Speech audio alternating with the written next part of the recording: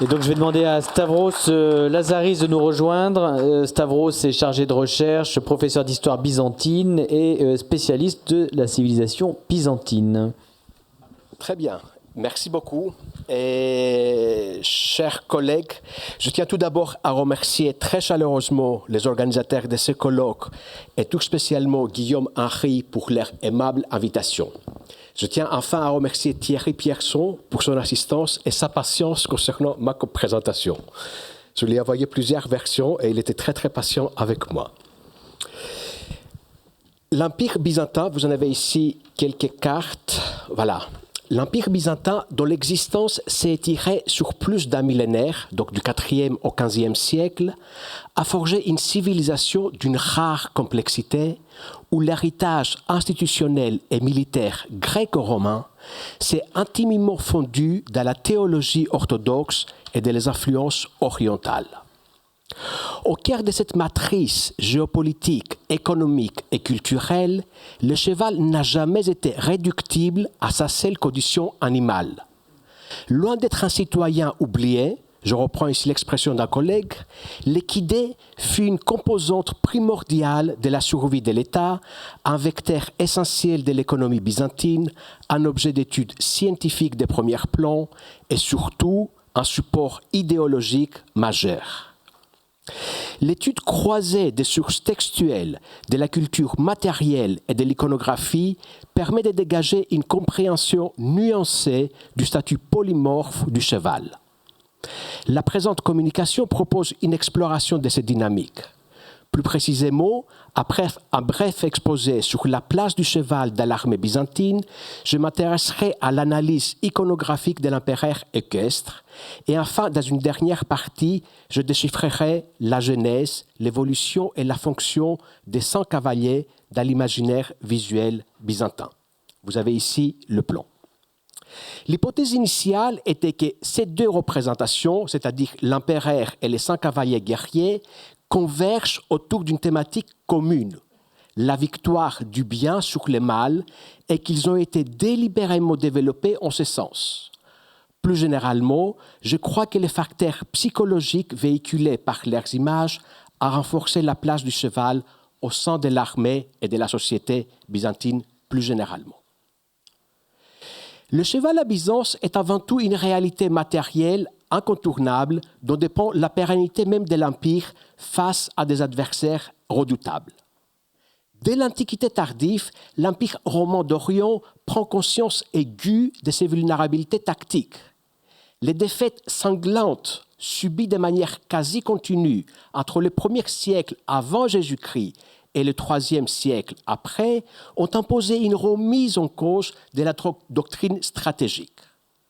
La primauté historique absolue de l'infanterie lourde des légions romaines, qui avait fait la gloire de l'Empire de César, s'efface inéluctablement au profit d'une cavalerie capable de rivaliser avec la mobilité des peuples germains, la rapidité des nomades sarmates ou encore la puissance des chocs dévastatrices de la cavalerie lourde de l'Empire sassanide.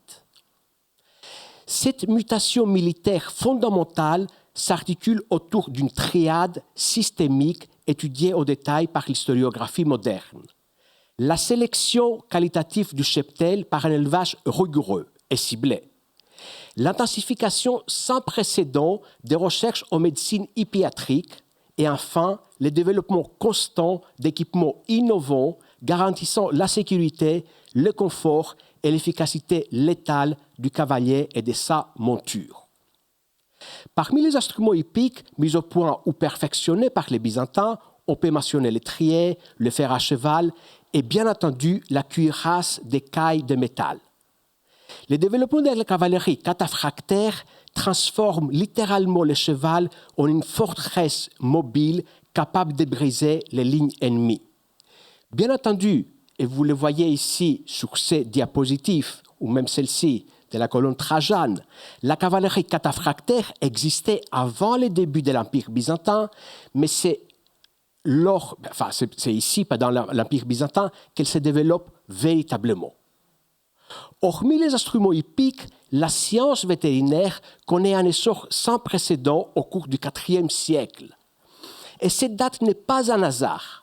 Comme j'ai démontré dans d'autres études, elle correspond au développement de la cavalerie. En fait, quand les Byzantins se sont retrouvés en face des peuples qui avaient une expérience, des peuples nomades qui avaient une expérience avec le cheval, il a fallu contrebalancer cette expérience par d'autres choses. Et c'est pour ça qu'ils ont commencé à mettre au point à la fois un élevage de qualité et surtout des instruments hippiques et une science hippiatrique qui leur a permis de monter par rapport à ces peuples-là. Avant la multiplication des traités hippiatriques, nous observons, j'en ai ici, un changement de taille. C'est la professionnalisation du corps vétérinaire. Initialement ancrée dans des pratiques pastorales, la médecine vétérinaire s'est constituée en une classe professionnelle distincte à mesure que la valeur stratégique des équités s'est accrue. Cette transition est corrélée à une évolution terminologique précise. L'émergence du terme grec hippiatros, donc les médecins du cheval, et des termes latins veterinarius ou mulemedicus, qui témoignent d'une technicité croissante de la fonction. Or, la professionnalisation du corps vétérinaire va de pair avec le développement de la littérature hippiatrique. Ce développement a permis au savoir vétérinaire de s'émanciper des traités d'agronomie générale, que ce soit Caton, Varron, Columel, et ainsi de suite, et surtout de se structurer en un corpus beaucoup plus autonome. Bien que souvent dépendant de la médecine humaine, les hippiatres décrivent avec précision les saignées, les cauterisations et les interventions chirurgicales. Vous avez ici deux manuscrits, le seul deux manuscrits grecs illustrés, du XIVe siècle, où vous avez différentes opérations pour des chevaux malades. Plusieurs de ces auteurs vétérinaires servent dans l'armée où ils ont l'occasion de pratiquer leur art et même de s'initier aux techniques thérapeutiques d'autres peuples. Le cheval joue donc désormais un rôle essentiel dans l'armée. Toutefois, c'est à travers une certaine iconographie qu'il va acquérir le statut de corps combattant.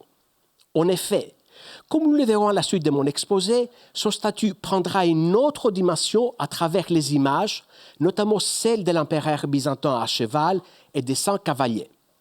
Ici, le cheval de guerre acquiert une valeur symbolique d'une toute autre dimension. Dans le système de pensée et la cosmologie byzantine, l'empereur, le basileus, n'est pas un simple monarque temporel. Il est le représentant direct des dieux sur terre, le garant de la taxis, donc de l'ordre divin et cosmique, contre les forces destructrices du chaos. L'art byzantin porta la marque de cet empire autocratique, chrétien et gréco-oriental. Il eut pour fonction politique et théologique essentielle d'exalter la grandeur surnaturelle de l'empereur, de créer le cadre somptueux de ses liturgies et d'illustrer, par l'image, la nature divine de sa mission. Au sein de ses répertoires propagandistes, la figure de l'empereur à cheval constitue l'un des tropes visuels les plus puissants, complexes et durables. Bien entendu, la représentation de l'empereur à cheval n'est pas ex nihilo à Byzance.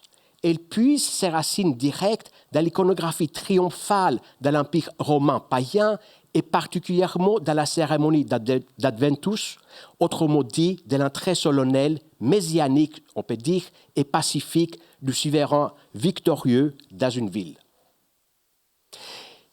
Depuis la conversion de Constantin, les chrétiens ont pu s'approprier, perpétuer et vénérer ces schémas visuels sans courir le risque d'être frappés d'interdiction pour idolâtrie. Des objets somptueux, comme les diptyques consulaires en ivoire ou les médaillons, montrent l'empereur à cheval, triomphant, écrasant l'ennemi sous les sabots de sa monture. Vous en avez ici un exemple, tandis qu'il est flanqué, comme vous pouvez le voir ici, des signes cosmiques du soleil, de la lune et des étoiles, ou surmonté, nous avons vu tout à l'heure, d'une image du Christ. Cette association visuelle lie indissociablement le triomphe militaire terrestre à la royauté céleste du Christ. C'est peut-être sur les pièces de monnaie, vecteurs de propagande de masse circulant partout dans les bassins méditerranéens, que cette sémiologie équestre atteint sa plus grande efficacité politique. L'allure du cheval sur les monnaies byzantines sert à dépeindre l'empereur dans une posture minutieusement calculée. Très souvent, elle symbolise l'accessibilité et la clémence. Cette iconographie est alors interprétée comme une référence théologique directe à l'accessibilité et à l'humilité démontrée par le Christ lors de son entrée triomphale à Jérusalem. Et le fait de chevaucher un cheval, comme tout à l'heure les empereurs byzantins, plutôt qu'un âne, n'annule pas la référence christique. D'ailleurs, je vous rappelle que des jetons d'argile anciens montrent le Christ sur un cheval à l'entrée à Jérusalem. Cette iconographie, elle est beaucoup plus ancienne. Sur plusieurs frappes numismatiques, et plus généralement sur les images montrant l'empereur, ces derniers s'imposent comme les garants par excellence de l'ordre. Or, si l'empereur est le maître incontesté sur terre, les 100 cavaliers constituent l'avant-garde fulgurante des armées divines. Justement, voyons à présent l'émergence, la typologie et la fonction des 100 cavaliers à Byzance, ainsi que comment leur iconographie est devenue un vecteur psychologique de première importance pour soutenir les combats des Byzantins. À partir des 6e et 7e siècles, mais avec une explosion de popularité à partir des 11e, 12e siècles, l'art byzantin voit se multiplier sur les murs de ses églises, sur ses icônes et dans ses manuscrits, des représentations de figures saintes jussées sur des destriers caparaçonnés. Ces saints militaires qui étaient historiquement d'anciens fantassins martyrs, en fait, dans toutes les vies des saints n'étaient jamais des cavaliers. C'était surtout des fantassins. C'était des fantassins. Et en fait, à un moment donné, on a transposé tout ça et on les a fait remonter sur des chevaux par l'imaginaire collectif pour répondre aux angoisses géopolitiques d'un empire qui était constamment assiégé et menacé de destruction.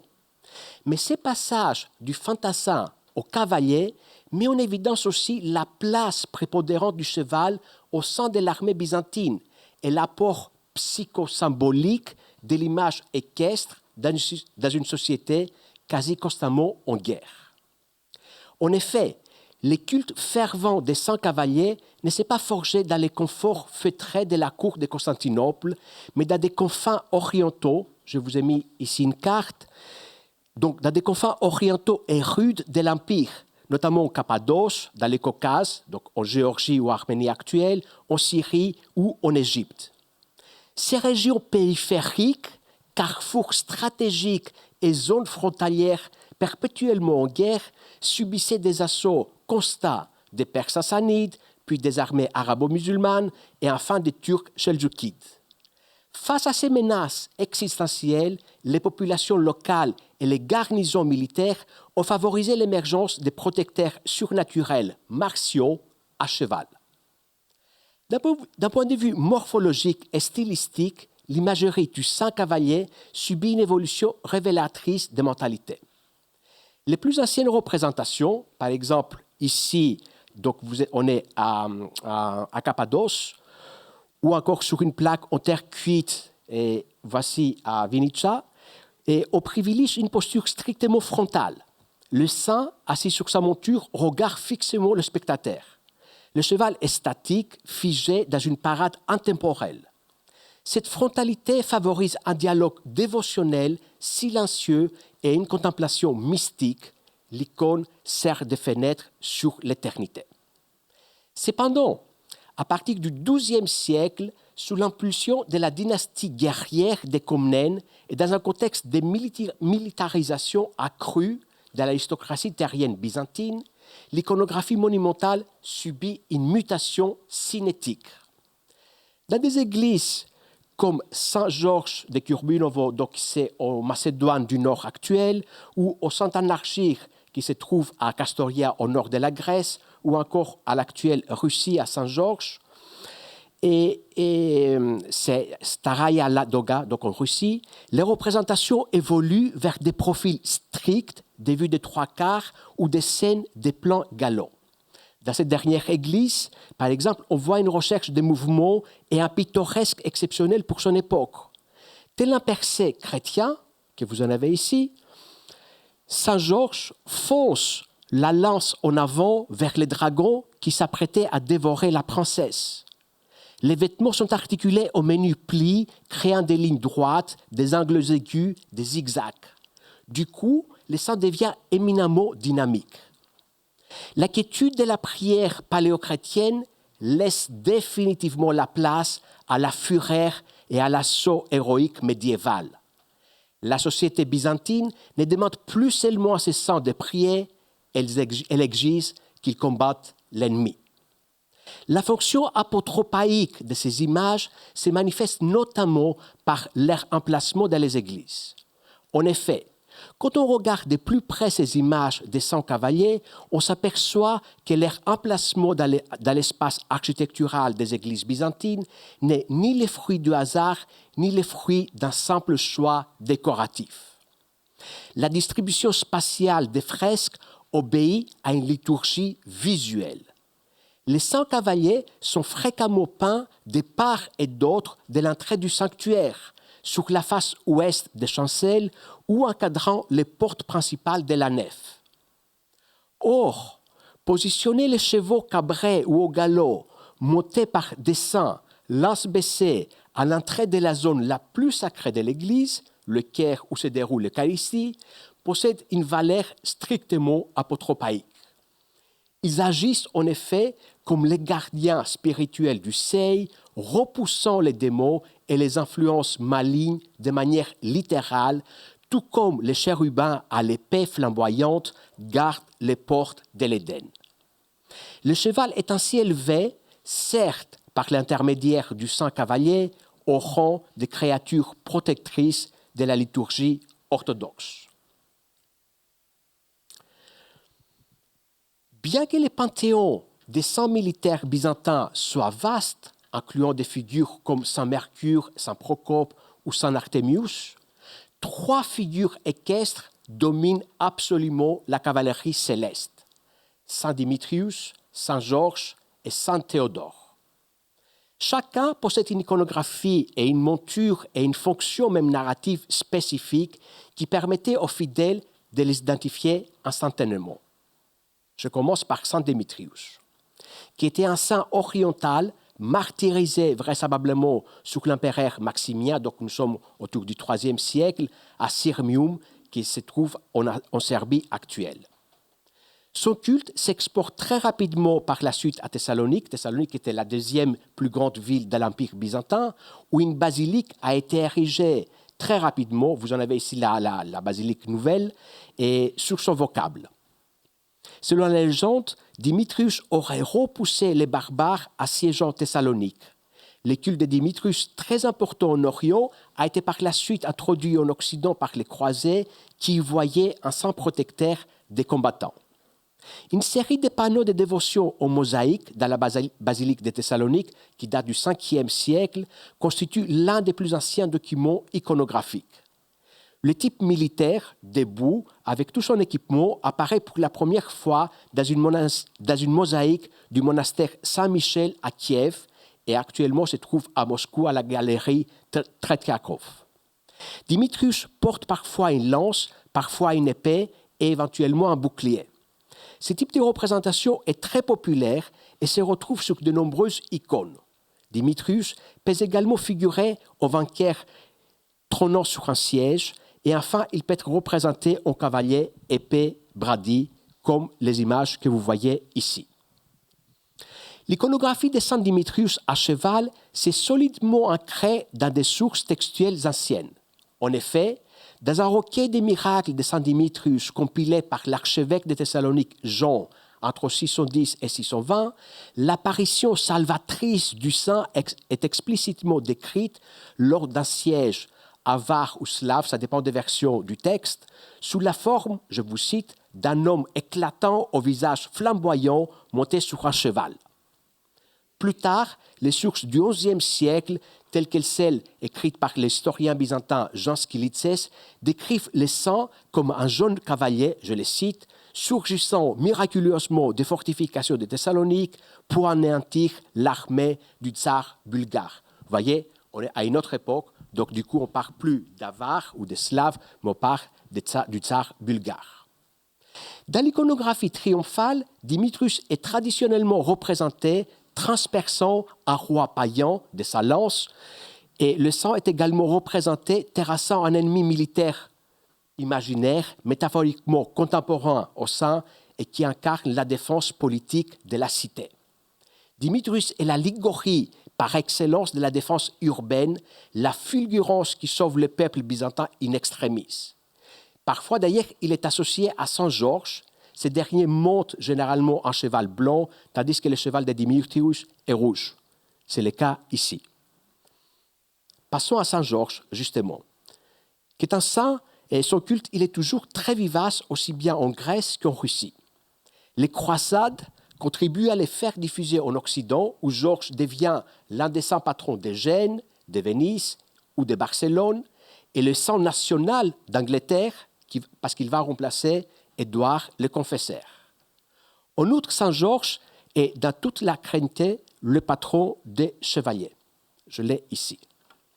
Ce n'est pas byzantin, mais on verra tout à l'heure quelques images byzantines. Né en Cappadoce, de parents chrétiens, Georges, officier dans l'armée romaine, traverse un jour une ville terrorisée par un redoutable dragon. Celui-ci dévore tous les animaux de la contrée et exige des habitants un tribut quotidien de 2 jeunes gens tirés au sort. Georges arrive le jour où le sort tombe sur la fille du roi, au moment où celle-ci devient la proie du monstre.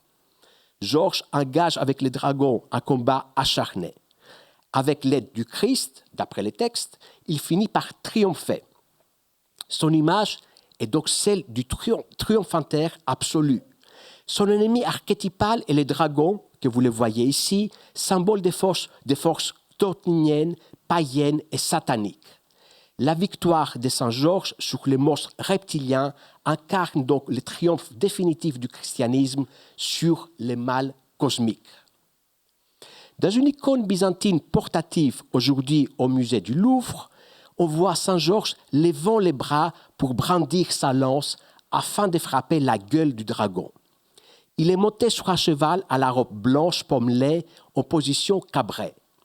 Des lignes diagonales rythment la composition, la lance, le corps du cheval et ainsi de suite. Saint Georges n'a pas de casque, mais est auréolé d'une nimbe dorée ornée de points blancs qui le désigne comme un chevalier chrétien. Il porte une armure et une cape rouge soulevée par le vent au drapé artificiel. Or, et vous le savez très bien, le pourpre est un symbole de pouvoir depuis l'Antiquité. Cette couleur souligne l'importance du sang et lui confère une allure majestueuse. La blancheur du cheval n'est pas non plus un hasard. Au Moyen-Âge, le blanc est la couleur de la pureté et celle des martyrs. Saint Georges, d'ailleurs, mourra au martyr exécuté sur les ordres de l'empereur Dioclétien pour avoir refusé d'abandonner sa foi. Saint Théodore complète ce tableau triadique. Originaire d'Amacée, donc c'est en Asie mineure, Théodore est simple soldat, en grec tyran, dans l'armée de l'empereur Maximilien. Cependant, au IXe siècle, sa légende se dédouble et donne naissance à un second Théodore qui lui est général, stratélate.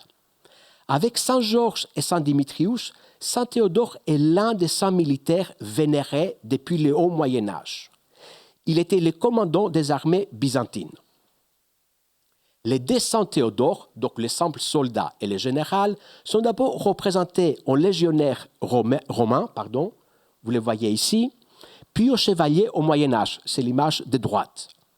Quelquefois même l'un de deux, mais ce n'est pas clair lequel de deux, quand il n'y a pas de légende du moins, il est en train de combattre un autre dragon. Qu'il s'agisse de Théodore le soldat ou de Théodore le général, il est souvent monté sur un cheval de couleur sombre ou sur un cheval rouge éclatant. Voilà. Cette monture rouge évoque le sang versé lors du martyre, la fureur des combats terrestres et les cavaliers de l'Apocalypse. Le chef de Saint-Théodore a été apporté en 1120 dans la cathédrale de Chartres. Et c'est pourquoi une statue que vous le voyez ici, de 600 militaires, pas en cheval cette fois-ci, présenté donc en chevalier, se trouve sur le porche sud du transept. À Byzance, Théodore était étroitement associé à la protection des armées en campagne, des châteaux, mais même des garnisons militaires frontalières. D'ailleurs, des églises et chapelles caverneuses lui étaient dédiées à proximité des passages militaires de haute importance stratégique afin qu'il veille sur les troupes en marche. L'iconographie équestre associée à ces 300 ne se limite pas à une simple abstraction théologique. Elle reflète directement la société militaire byzantine et sert également d'outil puissant de propagande politique. En effet, l'ingéniosité idéologique de Byzance réside dans sa capacité à instaurer une symétrie parfaite entre la fraternité des soldats sur terre et la hiérarchie des saints dans le ciel. Le cheval joue le rôle de pont entre ces deux mondes, agissant comme un lien essentiel. À ces propos, une évolution iconographique majeure apparaît à partir du XIIIe siècle. La représentation des 100 cavaliers, non plus isolés, comme nous l'avons vu tout à l'heure, dans leurs actes héroïques individuels, mais en paire, voire en triade. Les icônes portatives provenant des ateliers des royaumes croisés et du monastère du Mont Sinaï, donc en Égypte actuelle, ont largement popularisé le motif des 200 galopins rigoureusement côte à côte. Très souvent, Saint Georges et Saint Dimitrios, vous les voyez ici, sont représentés montés, se tenant mutuellement par l'épaule ou par la main, tout en chevauchant. Ces gestes physiques d'un 30 équestre transcèdent la simple composition artistique. Ils s'enracinent profondément dans la réalité sociologique et psychologique de l'armée byzantine à travers une coutume byzantine très répandue de adelphopoïa. Ce terme grec signifie fraternité jurée ou pacte de sang.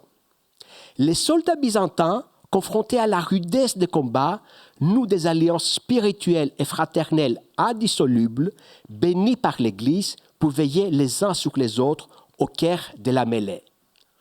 En transposant visuellement cette coutume humaine poignante au sein céleste, l'art byzantin humanise les divins et divinise le soldat ordinaire. Par ailleurs, cette gémellité martiale fait écho consciemment pour les élites lettrées ou inconsciemment pour les peuples au mythe antique des dieux obscurs, Castor et Pollux que vous voyez ici, offrant un langage visuel familier aux populations profondément imprégnées d'hellénisme. Pour le pouvoir impérial byzantin, prouver que les armées divines combattaient matériellement aux côtés des légions terrestres était une nécessité rhétorique absolue. D'ailleurs, les officiers terrestres, même ceux de rang inférieur, imitent cette glorification. Je vous donne ici un exemple venant d'une église en Cappadoce, qui abrite une fresque que vous voyez ici, qui date de la fin du 9e, début 10e siècle, et on voit représenter deux officiers de l'armée byzantine enterrés sur place. L'un, il s'appelle Léon, d'après la légende, et qui est un scribon, c'est-à-dire un officier de la garde, et un certain Michel, son compagnon, c'est un tourmarque, c'est-à-dire un commandant de division. Ils sont tous les deux peints à cheval dans des postures fidèles à l'iconographie des 100 cavaliers que nous avons vus tout à l'heure. La tombe du soldat byzantin, et nous avons plein d'autres tombes avec des fresques pareilles à Byzance. Donc la tombe du soldat byzantin devient ainsi le reflet terrestre et intime de la gloire iconographique de son saint protecteur équestre. Du coup, le cheval accomplit sa véritable destinée byzantine, agissant comme le sismographe le plus précis des angoisses sécuritaires et des ambitions théocratiques de cette civilisation. Il est temps de conclure. Dans les traités des tactiques byzantines, il est explicitement théorisé que la victoire sur les champs de bataille dépend, certes, de l'aide indéfectible de Dieu, mais aussi d'une stratégie combinant habilement l'infanterie et la cavalerie. L'objectif est de frapper vite et fort en utilisant la ruse, la topographie et l'effet de surprise. Des tactiques où la vélocité et l'endurance du cheval sont les maîtres mots. Les statuts du cheval dans la civilisation byzantine transcèdent donc infiniment le cadre restrictif de la simple histoire naturelle, agricole ou même économique. Plus encore, confronté à des défis vitaux posés par des vagues d'invasions successives, Perses sassanides, tribus slaves, armées arabes, nomades bulgares, Turcs seldjoukides puis ottomans, l'Empire byzantin a su métamorphoser un instrument de guerre indispensable en une métaphore absolue et totalisante du pouvoir étatique et de la foi chrétienne. En effet, à travers la figure majestueuse de l'empereur à cheval, l'art byzantin a traduit et sublimé l'héritage solennel et juridique de Rome, le maintenant d'une légitimité christique absolue où l'allure mesurée du destrier devient la métrique visuelle de l'harmonie et de la stabilité du monde gouverné depuis Constantinople. Parallèlement, l'explosion phénoménale du culte des 100 cavaliers, nous avons vu Georges, Dimitrius et Théodore, apporte une réponse eschatologique, psychologique et même viscérale à la violence de la guerre aux frontières de l'Empire. En attribuant des montures pures, blanches lumineuses ou rouges sang à ces anciens martyrs d'infanterie, Byzance a non seulement divinisé ses soldats d'antan, mais a fondamentalement sacralisé sa propre doctrine de défense territoriale. Les cavaliers divins, peints à l'entrée des sanctuaires de Cappadoce ou figurant sur les icônes du Sinaï, serrés dans une attente fraternelle d'armes, rappelaient sans cesse aux croyants que la survie de l'Empire n'était pas qu'une question de logistique terrestre, mais l'enjeu central d'une guerre cosmique. L'étude de la représentation de l'empereur byzantin à cheval et des 100 guerriers cavaliers révèle une profonde convergence thématique autour d'un motif fondamental, la victoire du bien sur le mal. On le dit encore de nos jours, mais pour d'autres questions. Ce thème qui traverse indissociablement les registres impériaux et hagiographiques sert de langage visuel universel pour articuler la légitimité du pouvoir terrestre et la puissance salvifique du divin. Que ce soit l'empereur triomphant sur un champ de bataille ou les 100 martyrs terrassant un monstre diabolique, l'image finale est celle d'une manifestation de l'ordre divin face au chaos. Cette dichotomie fonctionnelle, donc la victoire temporelle de l'empereur et la victoire spirituelle du sang, renforce mutuellement leurs rôles respectifs au sein de la société byzantine, présentant la guerre non pas comme une simple affaire politique ou humaine, mais comme une action messianique ordonnée par Dieu. Partout dans ces images, le cheval devient le fer de lance psychologique des guerres menées par les Byzantins. En définitive, le cheval byzantin n'est ni un simple élément de décor rural, ni à faire valoir pour cavalier vaniteux. Il est le support anatomique, sémantique et spirituel sans lequel l'empereur ne pourrait être perçu comme un pantocrator terrestre et sans lequel les saints ne pourraient exercer leur foudroyante intercession apotropaïque. De la modeste amulette en bois taillée par un artisan d'Égypte tardif à la splendeur vertigineuse des manuscrits illuminés de la cour macédonienne et des fresques de la Renaissance paléologue, l'équidé galope à travers les âges, figeant dans son allure indoptable l'éternité d'un empire qui n'aura cessé de chevaucher pour faire coïncider son histoire tragique avec le royaume triomphant de Dieu. Je vous remercie de votre attention. Merci Stavros pour ce passionnant exposé.